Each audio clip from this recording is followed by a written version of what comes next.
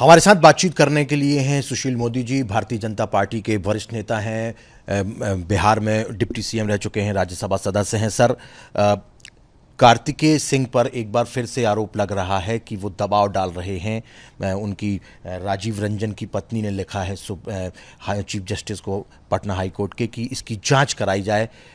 किस तरीके से देखते, क्योंकि पहले भी आपने आरोप लगाया था कि एक तड़ीपार व्यक्ति को लॉ मिनिस्टर बना दिया गया था।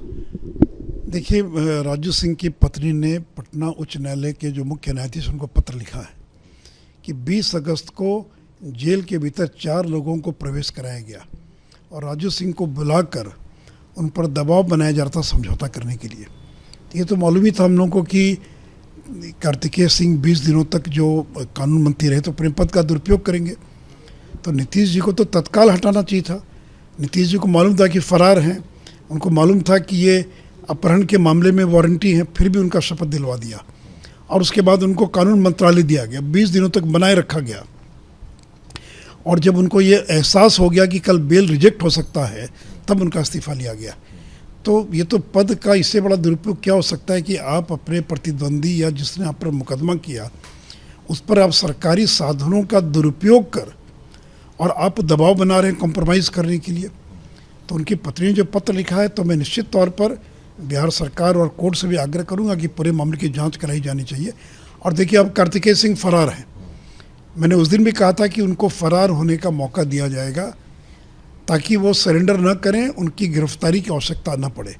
पुलिस भी अपनी सैया भय कोतवाल तो डर काहेगा, तो पुलिस अपनी है, इसलिए किसको हिम्मत थी। पहले भी वारंट था तो गिरफ्तार नहीं किया, बेटा और बाकी की पुलिस बैठी रही। और अब इस्तीफे के बाद जब उनका बेल रिजेक्ट हो गया तो भी वो फरार हैं, उनको कोई गिरफ्तार नहीं कर रहा है और दिखावे के लिए छापेमारी हो रही है। तो राष्ट्रीय जनता दल में तो इसी प्रकार के लोग, और नीतीश जी ने वैसे लोगों से समझौता किया। इनके एक पूर्व विधायक अरुण यादव बलात्कार के मामले में आरोपी हैं, उनकी पत्नी एमएलए हैं, सरेंडर करने के बाद 1.5 महीने से अस्पताल में हैं, दरबार लग रहा है, बालू की पर्चियाँ कट रही हैं। ये वही अरुण यादव जिसने एक ही दिन में राबड़ी देवी को अपने 8 फ्लैट खरीदने का काम किया था। तो लालू और बालू का पुराना संबंध है। तो ये अपराध, लालू बालू, ये पुराने जो इनके संबंध हैं और नीतीश जी ने ऐसे लोगों के साथ समझौता किया है।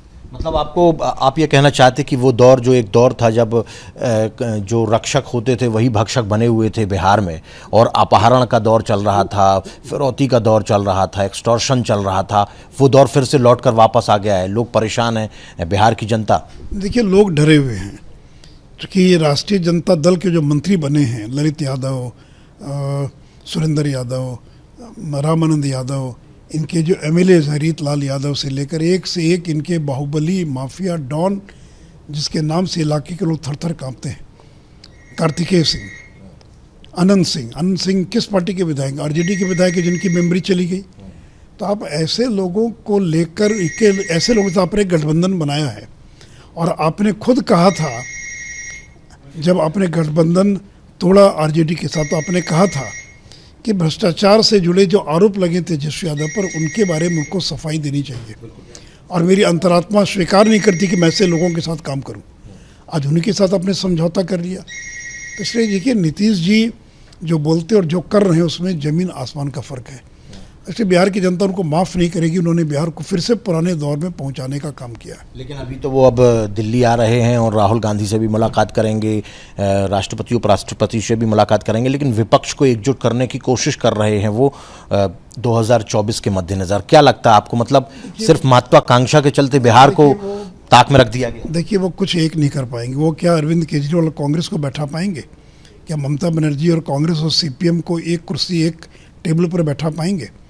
तो जिस काम में शरद पवार फेल कर गए, केसीआर फेल कर गए, केजरीवाल ममता बनर्जी फेल कर गए, वो मिशन इम्पॉसिबल में वो लगे हैं। और देखिए, उनकी बात पर किसी को भरोसा नहीं है। जब उन्होंने हम लोगों से 2013 में गठबंधन तोड़ा था तो उन्होंने संघ मुक्त भारत की बात कही थी और उसमें उन्होंने कहा था मिट्टी में मिल जाएंगे, बीजेपी के साथ वापस नहीं जाएंगे।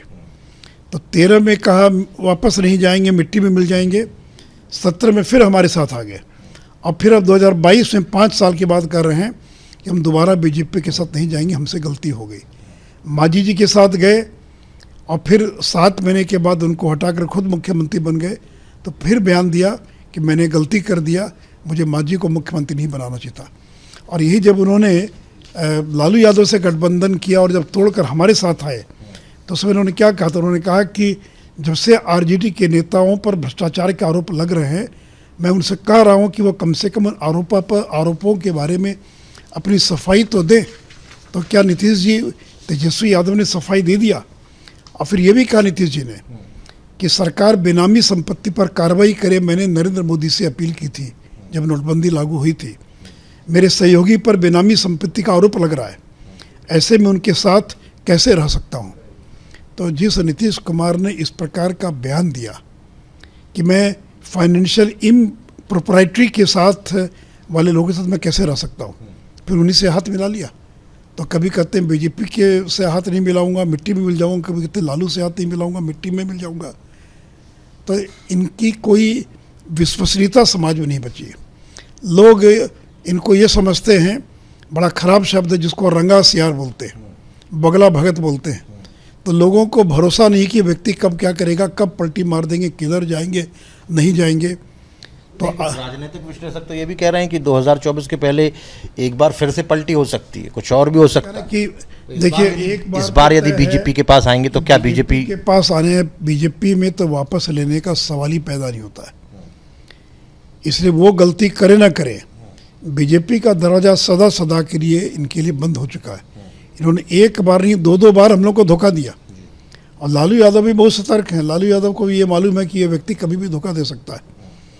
तो इसलिए सुर्खियों में बने रहना, मीडिया में छपते रहना, अखबार में चर्चा में रहें। तो दिल्ली आ रहे हैं, 3 दिन तक मीडिया में छपते रहेंगे। इसके अलावा तो और कोई उपलब्धि उनको होने वाली नहीं है।